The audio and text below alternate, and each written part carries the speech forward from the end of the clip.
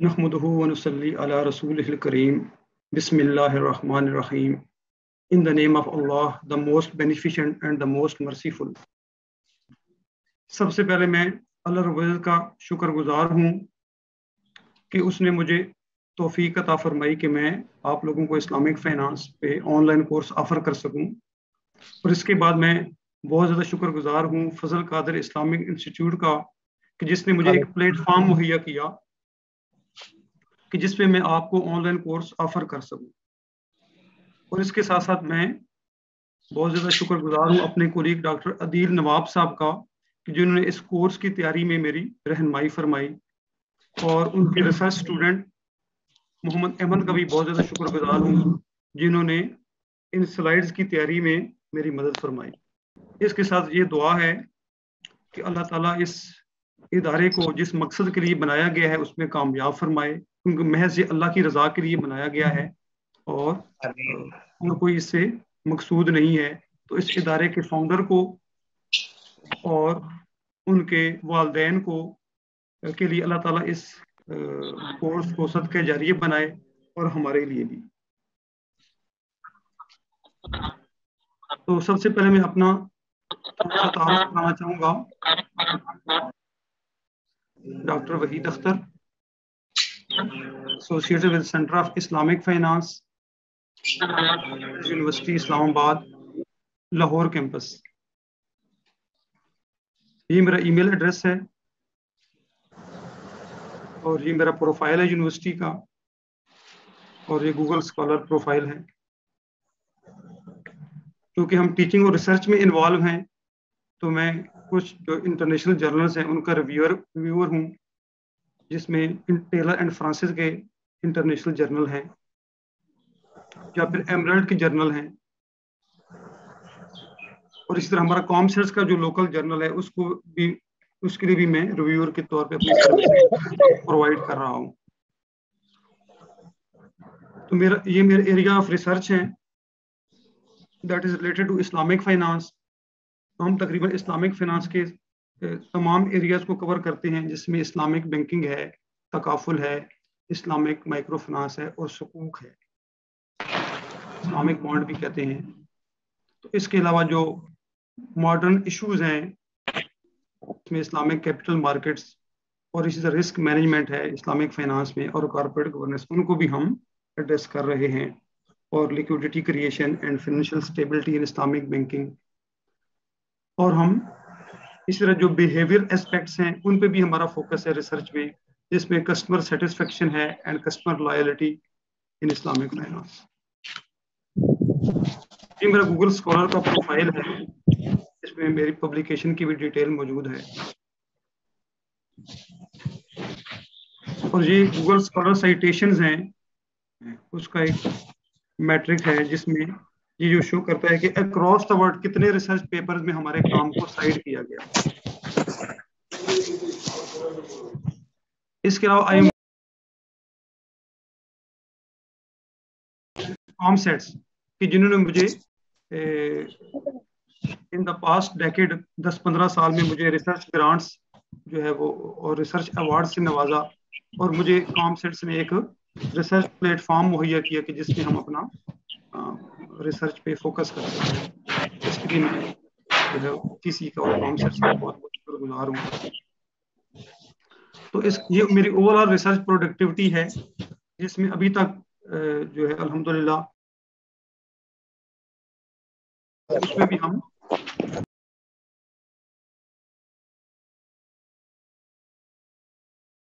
अब हम आ जाते हैं अपने आज के सेशन की तरफ। हर लेक्चर के जो लर्निंग गोल्स हैं वो है कि by the end of this lecture you will be able to define and understand capitalism, कि आप कैपिटलिज्म को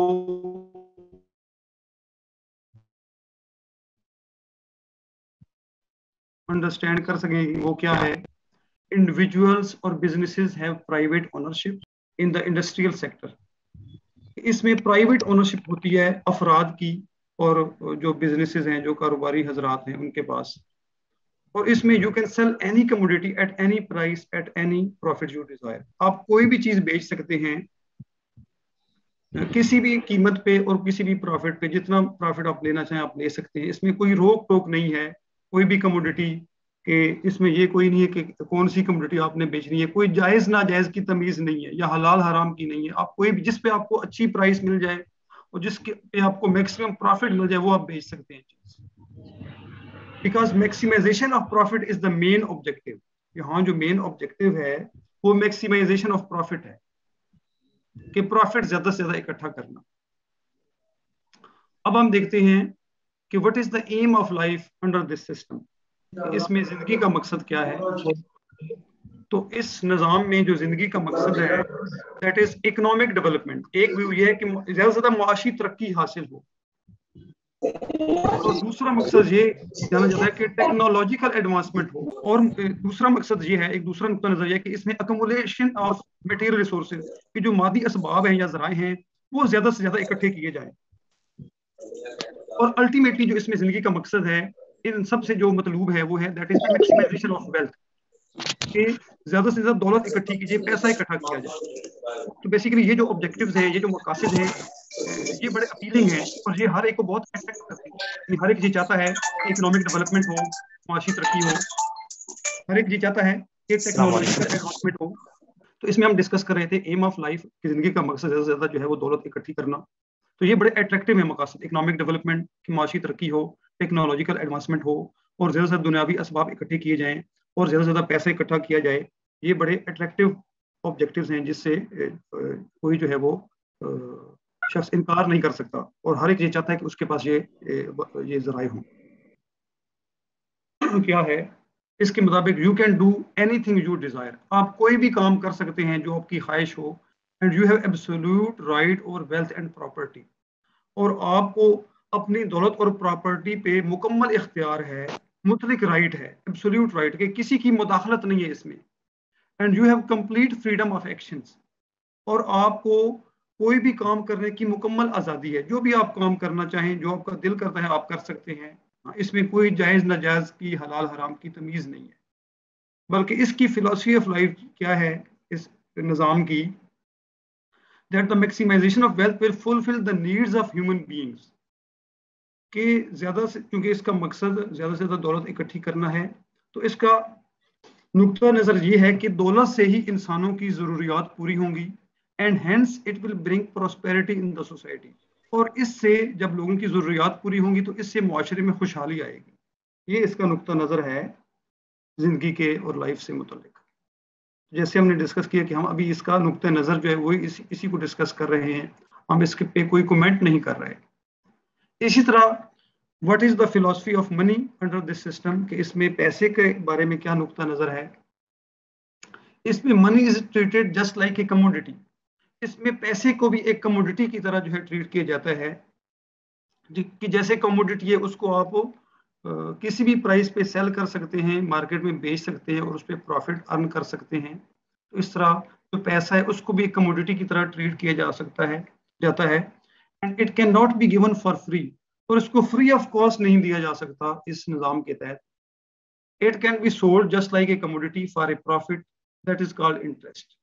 कि पैसा भी अगर आपने देना है तो आपको एक कमोडिटी की तरह उसे बेचना पड़ेगा, और उस पे आप प्रॉफिट ले सकते हैं। ये आपका राइट समझा जाता है इस निज़ाम में, और उस प्रॉफिट को इंटरेस्ट कहते हैं। उनके नज़दीक जो इंटरेस्ट है वो बिल्कुल जायज़ है, and it is the rent for using money, क्योंकि पैसा एक कमोडिटी है और उसको फ्री ऑफ कॉस्ट नहीं दिया जा सकता, उसको यूज करने का आपको किराया चार्ज करना पड़ेगा। जैसे किसी भी चीज़ का किराया होता है, रेंट होता है, तो interest is basically the rent for using money, और वो उसको बिल्कुल जायज़ समझते हैं, and it is considered legitimate right for using money, कि ये बिल्कुल कानूनी तौर पे हमारा राइट है और ये एक हक है हमारा इस निज़ाम के तहत। तो इसके जो की एस्पेक्ट्स हैं इस निज़ाम के, जो भी हमने डिस्कस किए हैं, कि ये प्रिवेलेंट इंटरेस्ट बेस्ड सिस्टम है, जो मौजूदा जो सूदी निज़ाम है वो उस पे ये निज़ाम जो है वो बेस करता है। इसमें there are interest based investments, इसमें जो है वो सूद पर मबनी इन्वेस्टमेंट की जाती है, सरमायाकारी की जाती है और उसको बढ़ाया जाता है। एंड इसमें there is absolute right over wealth and property, इसमें वेल्थ और प्रॉपर्टी पे अपना एब्सोल्यूट राइट, मुतलक जो है हक समझा जाता है, और इसमें किसी की मुदाखलत जो है वो बर्दाश्त नहीं की जाती। एंड इसमें there is complete freedom of action, इसमें हर एक को काम करने की मुकम्मल आज़ादी है कि जो वो मर्जी, जो उसका जी चाहता है वो करे, तो इसमें किसी को कोई रोक टोक नहीं है।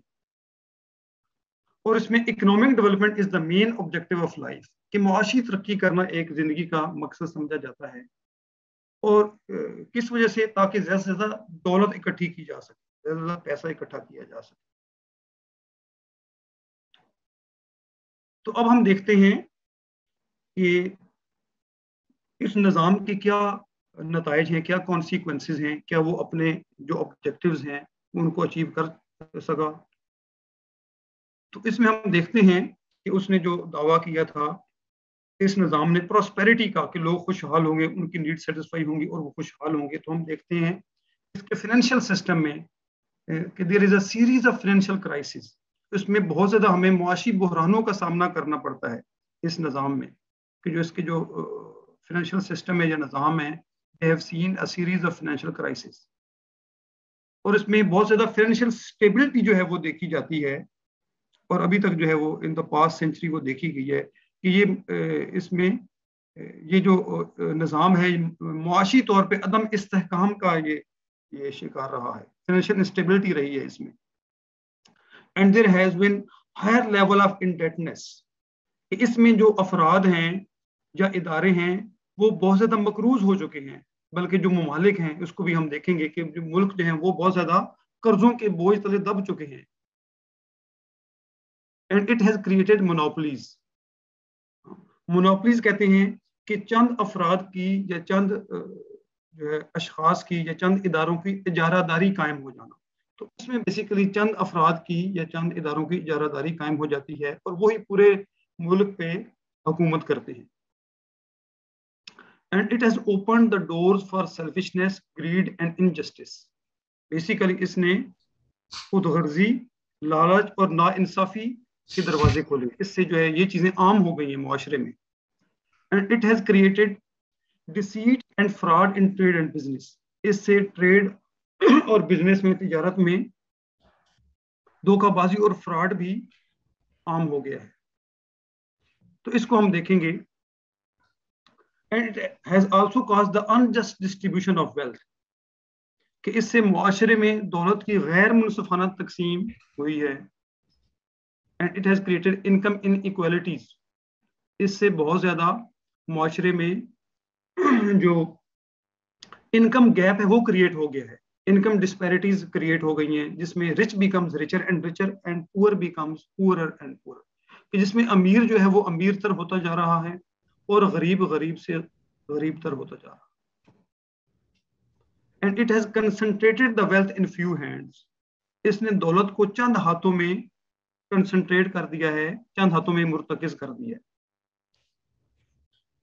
And it has also caused and increase the poverty level, जिसके नतीजे में जो ओवरऑल जो गुर्बत है वो मुआशरे में बढ़ चुकी है। तो अब हम देखते हैं कि क्या वाकई ये नताइज सही है, या जो है वो जो जो अदादो शुमार हैं या फैक्ट्स एंड फिगर्स हैं वो क्या कहते हैं। तो इसको हमने कोशिश की है फैक्ट एंड फिगर से इनको हमने बेस करने की। तो सबसे पहले हम ये सीरीज ऑफ फाइनेंशियल क्राइसिस देखते हैं।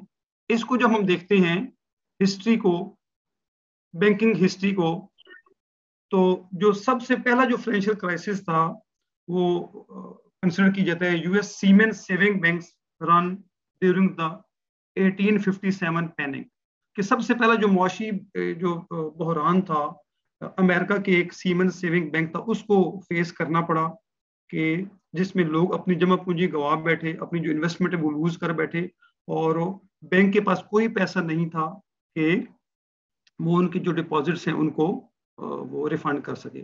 तो बैंक रन बेसिकली ये कहते हैं कि जब लोग जो डिपॉजिटर्स हैं वो बैंक के दरवाजे पर पहुंच जाएं अपना पैसा लेने के लिए, सारे इकट्ठे हो जाएं और बैंक के पास हो उनके पैसे वापस करने के लिए कोई फंड ना हो, इसको कहते हैं बैंक रन। तो इसके बाद जो दूसरा जो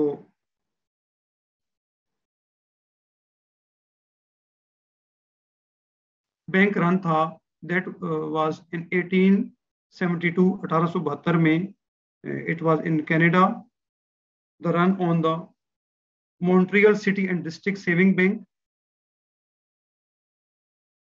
with the mayor addressing the crowd, कि जिसमें लोग जमा हो गए और जो वहाँ का जो मेयर था, जो वो फिर लोगों को सेटिस्फाई करने की कोशिश कर रहा है।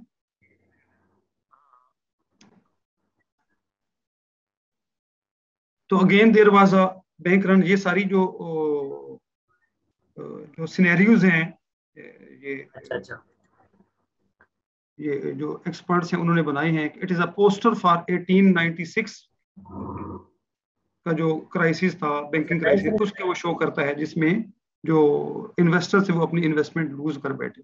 ये भी अमेरिका में आया।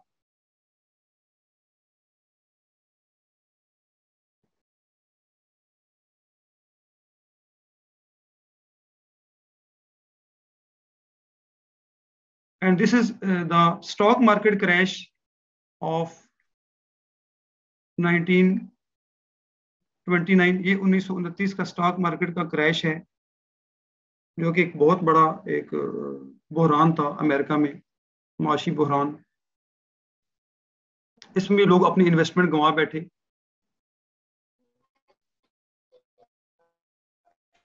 और इसी तरह ये जर्मनी में एक मुआशी बहरान था आफ्टर फर्स्ट वर्ल्ड वॉर, पहली जंगी अजीम के। जर्मनी में एक ये बहुत बड़ा एक फाइनेंशियल क्राइसिस देखा गया, जिसमें देयर वाज हाइपर इन्फ्लेशन, बहुत ज्यादा महंगाई हो गई, एंड डिपॉजिटर्स वो जमा हो गए बैंक के सामने अपनी सेविंग जो है विदड्रॉ कराने के लिए, लेकिन बैंक के पास कोई पैसा नहीं था। तो ये भी यूएस बैंक रन इन 1932 का, ये अमेरिकन यूनियन बैंक है, वो बैंक करप्ट हुआ, यानी वो दिवालिया हो गया, और उसके पास भी लोगों को पे करने के लिए, उनके डिपॉजिट्स अदा करने के लिए कोई पैसा नहीं था। तो ये जो ग्राफ है ये शो करता है money supply during the great depression era, कि 1900 से लेके 1900 से लेके 1942 तक, 1942 तक का ये मनी सप्लाई जो यूएस के फाइनेंशियल सिस्टम में क्या रही। इसमें हम देखते हैं कि 1900 से लेके 1930 तक ये मनी सप्लाई इसमें कंटिन्यूसली इंक्रीज रही, इसमें अपवर्ड इंक्रीज रही। और इसके बाद इसमें डाउनफॉल शुरू हो गया, इसको कहते हैं ग्रेट डिप्रेशन एरा। ये बहुत ज्यादा इसके बाद उसमें डाउनफॉल आया, और it was called black Tuesday and the bank holiday, जिसमें बैंक के पास कोई पैसा नहीं था कि वो, बैंकों के पास कोई पैसा नहीं था कि वो लोगों के डिपॉजिट जो है वो वापस कर सकें। तो इसी तरह जो है ये जो ग्राफ है ये शो करता है कि US bank failure in the past century. ये 1930s, ये जो पास्ट सेंचुरी में कि अमेरिका में कितने बैंक फेल हुए। हम देखते हैं कि 1980s में बहुत ज्यादा एक जो है वो बैंकों की तादाद है कि बैंक फेलियर हुआ। इसके बाद हम आ जाते हैं रिसेंटली, जो इस सेंचुरी में जो ग्लोबल फाइनेंशियल क्राइसिस आया अमेरिका में, उसके असरात भी दूसरे मुल्कों में पड़े। और ये यूके का बैंक था, northern rock bank, that became bankrupt because of the financial crisis. इसी तरह ये हांगकांग का बैंक है, ईस्ट एशियन ब्रांच, वो भी बैंक रप्ट हुआ इन 2008 के जो फाइनेंशियल क्राइसिस था।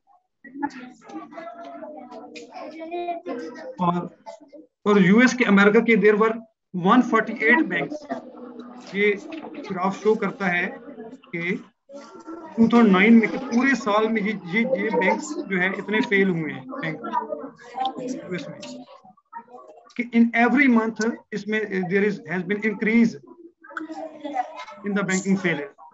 तो 2009 को जो है अमेरिका की हिस्ट्री में एक वर्स्ट फाइनेंशियल क्राइसिस कंसिडर किया जाता है, कि जिसमें hundreds of banks they became bankrupt, वो दिवालिया हो गए, उनके पास कोई पैसा नहीं था कि वो इन्वेस्टर्स को पे ऑफ कर सके।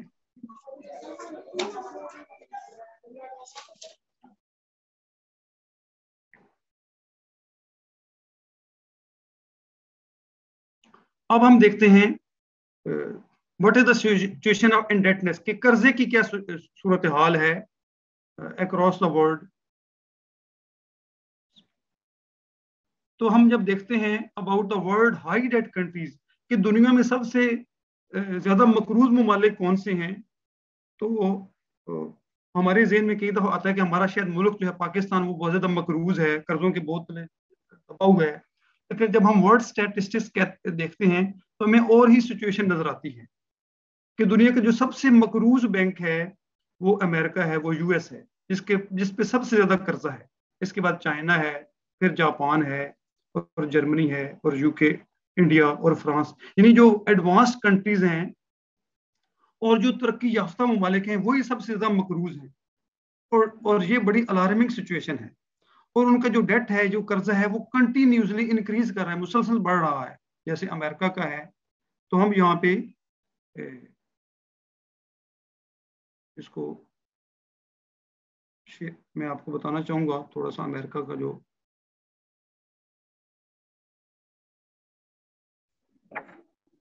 ये वेबसाइट सबको नजर आ रही है? जी सर। ये यूएस डेट क्लॉक है।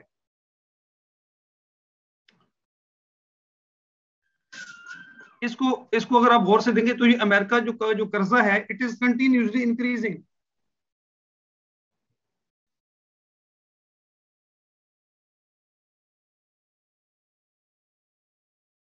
ये हर at every second it is increasing. और उस पर जो इंटरेस्ट है वो भी बढ़ रहा है।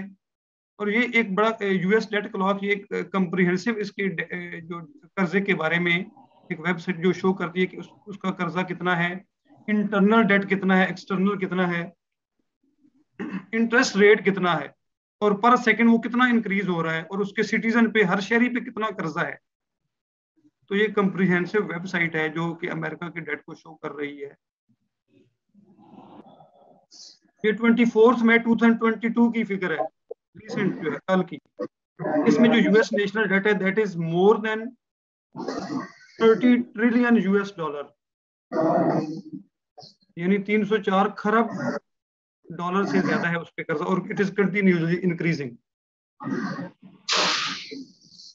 और अब हम देखते हैं कि पाकिस्तान का नेशनल डेट कितना है, जो कि पाकिस्तान में उस लिस्ट में बहुत नीचे है। जो हाई डेट कंट्रीज हैं उसमें पाकिस्तान का नंबर बहुत नीचे है। तो ये भी रिसेंट फिगर है, कल तक जो है, according to the government of Pakistan source, जो कल तक पाकिस्तान का जो कर्जा था, टोटल डेट था वो 297 बिलियन यूएस डॉलर, यानी 297 अरब डॉलर से ज्यादा है पाकिस्तान का कर्जा अभी तक। इसको हम रुपीज में देखें तो ये कर्जा it is more than 27 trillion rupees, यानी 279 खरब से ज्यादा है, खरब रुपीज से ज्यादा कर्जा है पाकिस्तान पे।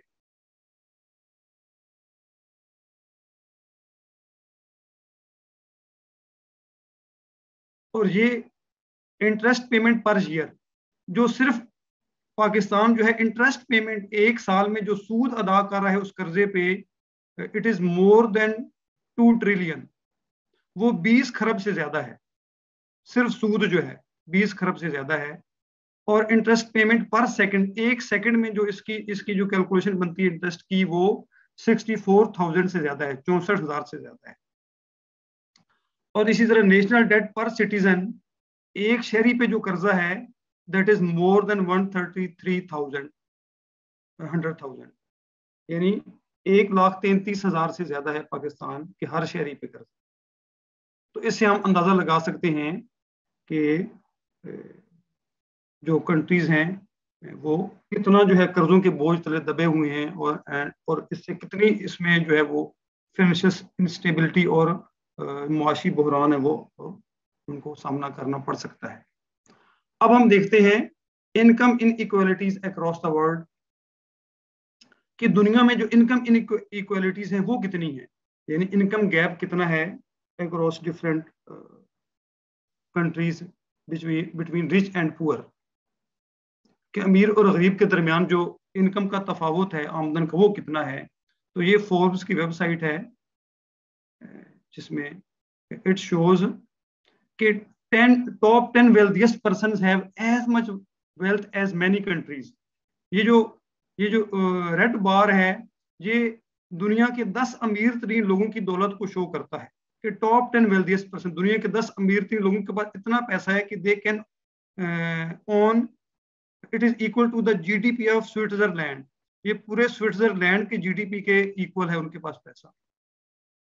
And it is more than the GDP of many countries, जिसमें अर्जेंटीना है, पोलैंड है, ताइवान है, स्वीडन है, Belgium, Thailand, Austria and Norway. इनके जीडीपी से ज्यादा उन 10 लोगों के पास जो है वो दौलत है। और उनके पास ये भी एस्टिमेट है कि उनके पास जो पैसा है वो इतना है कि they can on many poor countries, वो कई गरीब पूरे के पूरे गरीब मुल्कों को खरीद सकते हैं। वो जो टॉप 10 वेल्थिएस्ट पर्सन है, 10 लोग। So the world 10 richest billionaires own 801 billions in combined wealth। 800 billion से ज्यादा है, अरब से ज्यादा है उनके पास पैसा है। It is the sum equal to the annual GDP of Switzerland and greater than total annual GDP of most of the countries।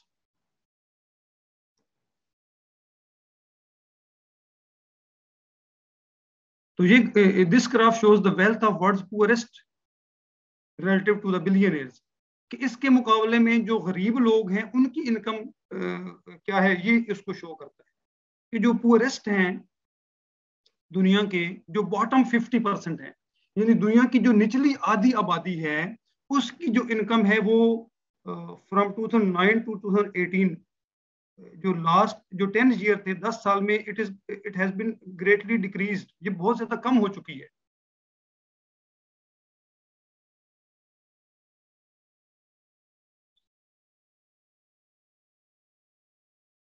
So according to Oxfam, ये भी एक वेबसाइट है जो इनकम इनइक्वालिटी पे डाटा इकट्ठा करती है।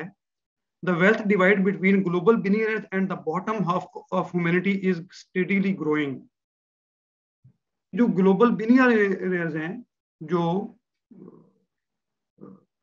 अरबपति हैं, और जो बॉटम हाफ ऑफ ह्यूमैनिटी है, दुनिया की जो निचली आधी आबादी, उसके दरमियान जो गैप है वो बढ़ रहा है। तो बिटवीन 2009 एंड 18 जो पिछला हमारा जो ग्राफ था, इट शोज कि number of billionaires it took to equal the wealth of world's poorest 50% fell from 380 to 26। ये 2009 में जो दुनिया के 380 टॉप जो बिलियनर्स, जो अरबपति लोग थे, उनके पास जो आबादी थी, उनके पास जो दौलत थी, वो दुनिया की आधी आबादी के बराबर थी। और 2018 में जो सिर्फ टॉप 26 बिलियनर्स हैं, सिर्फ 26 लोग, उनके पास इतना पैसा इकट्ठा हो गया कि जो कि दुनिया की आधी आबादी की दौलत के बराबर था। इससे अंदाजा लगा सके इनकम गैप कितना है between rich and the poor. So those with extreme wealth have often accumulated their fortunes on the backs of people around the world who work for poor wages and under dangerous conditions। कि वो जो billionaire हैं, वो जो अरबपति हैं, जिन्होंने बहुत ज्यादा पैसा इकट्ठा किया,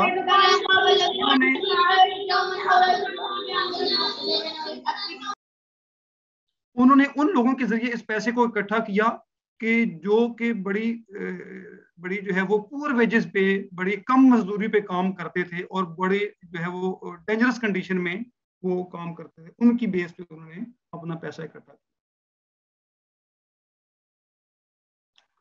तो this graph shows the global millionaire population of different countries, के मुख्तलिफ मुल्कों में जो ग्लोबल मिलियनर्स हैं, जो मिलियनर हैं, जो जिसको हम कहते हैं लखपति या करोड़पति, वो अफराद कितने हैं। तो सबसे जो ये रेड जो बार है, it shows the United states के, अमेरिका में सबसे ज्यादा मिलियनर्स हैं जिनके पास सबसे ज्यादा पैसा है। अक्रॉस द वर्ल्ड जो आमदन का तफावत है, जो इनइक्वालिटी है, उसकी क्या सूरत हाल है। सो इनइक्वालिटी इज राइजिंग और staying extremely high nearly everywhere. के ये जो ग्राफ्स हैं, लाइंस हैं, ये शो कर रही हैं different countries across the world including Africa, Brazil, China, Europe, India, middle east, Russia and US and Canada. तो इसमें हम देख सकते हैं कि top 10% income shares across the world is continuously increasing. ये जो लाइंस हैं ये शो कर रही हैं कि टॉप 10% के उन ममालिक के जो टॉप 10% वेल्थियस्ट पर्सन हैं, जो सेगमेंट है ऑफ पॉपुलेशन, उनका शेयर क्या है, तो हम देख सकते हैं वो इंक्रीज कर रहा है कंटिन्यूसली।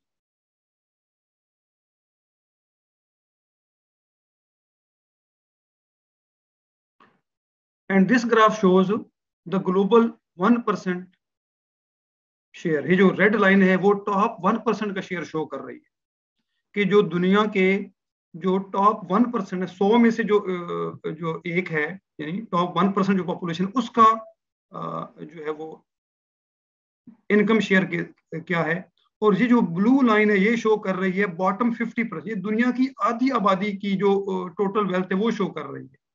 तो इसमें हम देख सकते हैं कि जो टॉप 1%, जो वर्ल्ड के जो टॉप 1% आबादी है, उसकी दौलत दुनिया की जो आधी निचली जो आधी आबादी है उससे कहीं ज्यादा है, और ये गैप इंक्रीज कर रहा है continuously.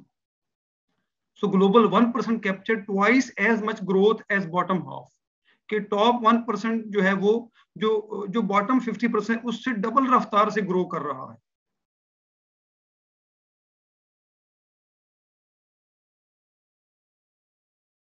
So share of 1% has increased rapidly in North America, China, India and Russia and more moderately in Europe. तकरीबन दुनिया के हर हिस्से में जो टॉप 1% का जो रिचेस्ट पर्सन है उनका शेयर इंक्रीज कर चुका है। This period coincides with the rollback in post-World War II policies aimed at narrowing economic divides. कि इसके बाद जो है सेकंड जंगी अजीम के बाद जब वो इकोनॉमिक रिफॉर्म की गई, तो इसके बाद जो है वो स्टिल जो है वो ये शेयर था ये बढ़ रहा है। By contrast countries and regions that did not experience a post-war egalitarian regime such as Middle East, Sub-Saharan Africa and Brazil have had relatively stable but extremely high level of inequality. उन ममालिक में या उन reason में जहाँ पे कोई ऐसी रिफॉर्म नहीं की गई, पोस्ट वार रिफॉर्म यानी जंग के बाद कोई ऐसी मुआशी इस्लाहात नहीं की, उसमें जो है ये और ज्यादा इनइक्वालिटी और ज्यादा हाई है, एक्सट्रीमली हाई है।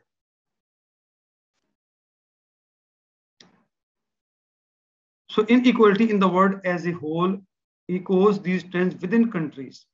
कि ये जो सूरत हाल है it is not only true across the countries but with in countries, कि हर मुल्क के अंदर भी जो है ये यही सूरत हाल है कि जो रिचेस्ट 1% है या 10% है उसका जो शेयर है वो इंक्रीज कर रहा है as compare to the other population.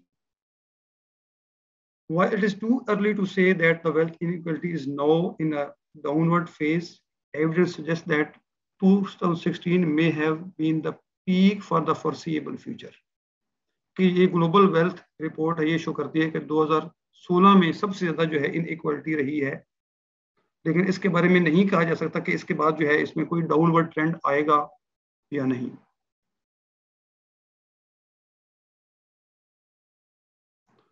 तो इसके साथ साथ हमने कुछ स्टूडेंट्स को भी टास्क दिए हैं कि they can also search for similar facts on this website, कि ये वेबसाइट है जिससे हमने डाटा वगैरह लिया है इनइक्वालिटी की, तो आप भी इस वेबसाइट से इस तरह के फैक्ट्स जो है वो फाइंड आउट कर सकते हैं। And you can also search for 2 more similar facts on the global wealth report. और जो ग्लोबल वेल्थ रिपोर्ट है उस पे भी उससे भी आप इस तरह के फैक्ट्स जो है वो फाइंड आउट कर सकते हैं रिलेटेड टू द इनइक्वालिटी, कि आमदन का कैसे जो है वो गैप है, इनकम गैप कैसे इंक्रीज हो रहा है। And similarly you can search for 2 more similar facts on any report of your choice.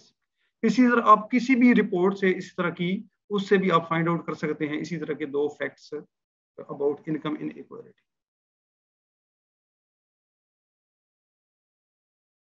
अब हम देखते हैं what is the income inequality in Pakistan, क्योंकि हम पाकिस्तान में रह रहे हैं तो इसके बारे में हमें पता होना चाहिए।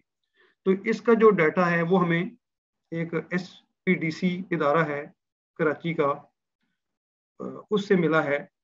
तो according to SPDC report, it is measured, income inequality in Pakistan is measured in Gini coefficient, बल्कि अक्रॉस द वर्ल्ड ये एक वेल नोन मेजर है जीनी कोफिशिएंट, जिसकी value, it's value lies between 0 and 1, जिसकी वैल्यू 0 और 1 के दरमियान लाई करती है। 0 मीन्स कंप्लीट इक्वालिटी, कि 0 वैल्यू का मतलब है कि इसमें जो इनकम है सब अफराद की बराबर है, and 1 means complete in equality. 1 का मतलब है कि यहाँ पे इन इक्वालिटी मैक्सिमम है। तो ये वैल्यू नॉर्मली 0 और 1 के दरमियान लाई करती है। तो पाकिस्तान में हम देखते हैं 1980 से जो 2010-11 तक के जो income inequality, it has been increased, कि पहले 0.35 थी and it has increase to 0.42 maximum. 2007-8 में जो थी वो मैक्सिमम थी, कि इसमें इंक्रीज हो चुका है, income gap between rich and poor is increasing. इसी तरह अर्बन और रूरल में भी ये चीजें इंक्रीज हो रही है। और आगे जो है वो हम देखते हैं कि जो income share of lowest 20% of population है वो डिक्रीज कर रहा है। जो लोएस्ट, जो निचली जो आबादी है उसके इनकम शेयर पाकिस्तान में भी डिक्रीज कर रहा है। और आगे जो सेक्शन है, it shows the income of highest 20%। जो टॉप 20% की जो पॉपुलेशन है उसकी जो वेल्थ है वो भी पाकिस्तान में इंक्रीज कर रही है, कि top 20% they have more than 40% of the wealth. 43% उनकी वेल्थ थी 1987-88 में, और वो इंक्रीज कर गई 2007-8 में 49 तक, यानी ऑलमोस्ट जो 20% लोग हैं, टॉप 20%, उनकी जो कंबाइंड वेल्थ जो है वो ऑलमोस्ट 50% तक पहुंच चुकी है। पाकिस्तान की जो आधी दौलत है वो 20% लोगों के पास है, टॉप 20%। और ये आगे जो रेशो है वो शो कर रही है हाईएस्ट टू लोएस्ट का जो शेयर है वो कितना है। तो वो भी हम देखते हैं कि वो भी कंटिन्यूसली इंक्रीज कर रहा है। इट मीन कि जो टॉप 20% हैं उनका शेयर इंक्रीज हो रहा है एज कम्पेयर टू बॉटम 20%। जो गरीब हैं उनका शेयर जो है वो उतना नहीं बढ़ रहा जितना कि टॉप 20% लोगों का। तो ये उसकी एक्सप्लेनेशन है कि in the high growth era an improvement of 10 basis point is observed in both urban and rural income Gini coefficients। तो इसमें ये शो किया हुआ है कि जो रूरल इनकम गैप है it has increase as compare to urban area, कि जो देहात का इनकम गैप है वो बढ़ चुका है, उसमें गरीब और अमीर के दरमियान जो इनकम गैप है वो ज्यादा है पाकिस्तान में एज कंपेयर टू अर्बन, शहरों की निस्बत। यानी जो देहात के जो लोग हैं वो ज्यादा, जो लोएस्ट हैं वो ज्यादा गुर्बत की जिंदगी गुजार रहे हैं as compare to the urban people, and there has been significant deterioration in the rural income inequality।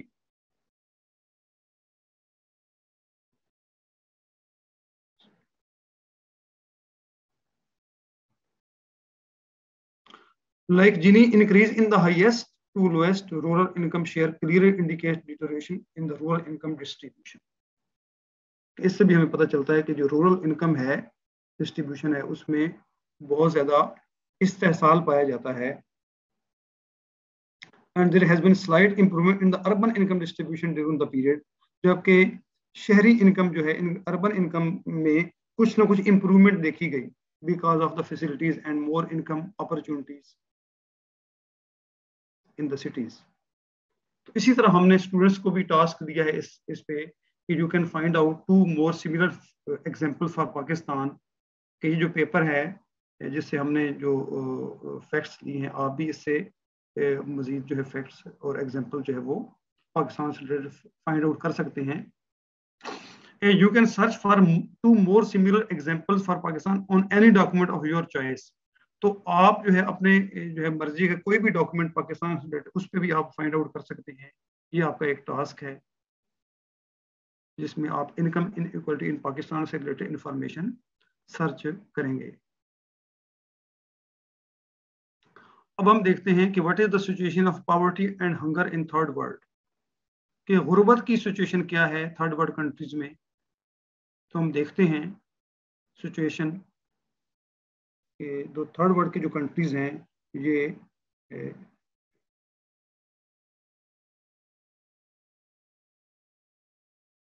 Herald जो इसका सोर्स है, कि इसमें जो खाना बदोश है in the Peshawar side of Pakistan, कि वो ऐसी जिंदगी गुजार रहे हैं। और ये भी एक पिक्चर है द न्यूज से, कि पाकिस्तान में जो सिचुएशन है पॉवर्टी की, वो क्या है।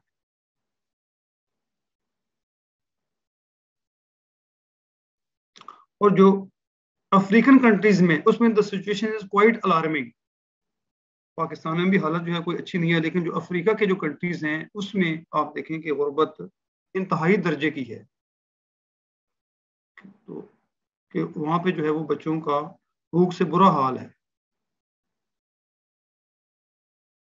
And this is the most alarming picture, कि एक बच्ची है जो कि मरने के करीब है, and the vulture is waiting for the girl to die and to eat. और पीछे एक गिद्ध जो है वो इस इंतजार में है कि कब ये बच्ची मरे और कब मैं उसको खाऊं। तो ये सूडान की है, एक विलेज की है, और South African journalist Calvin Carter ने इसको कैप्चर किया। तो ये बड़ी अलार्मिंग सिचुएशन है। तो ये जो ग्राफ्स हैं, जो पाई चार्ट्स हैं, ये शो करते हैं कि ओवरऑल पॉवर्टी इन अफ्रीका, कि अफ्रीका में 2019 तक जो पॉवर्टी थी, जो वो पॉवर्टी, जो बिलो पॉवर्टी लाइन जो पॉपुलेशन, दैट वाज 687 मिलियन, जो कि टोटल वर्ल्ड का 36% है। And it has been increased, it is expected to increase by 2030, कि 2030 तक ये इंक्रीज कर जाएगी बाय 433, सॉरी, ये इसका है मोर देन 50% शेयर इसका हो जाएगा टोटल वर्ल्ड की पॉपुलेशन का, and it will become 841 million. तो ये food and agriculture organization of US United Nation की रिपोर्ट है on state of food security and nutrition in the world 2020. This report says if the recent trends persist, the distribution of hunger in the world will change substantially, making Africa the region with the highest number of undernourished in 2030. 2030 में Africa में जो undernourished जो population है वो सबसे ज्यादा हो जाएगी दुनिया से।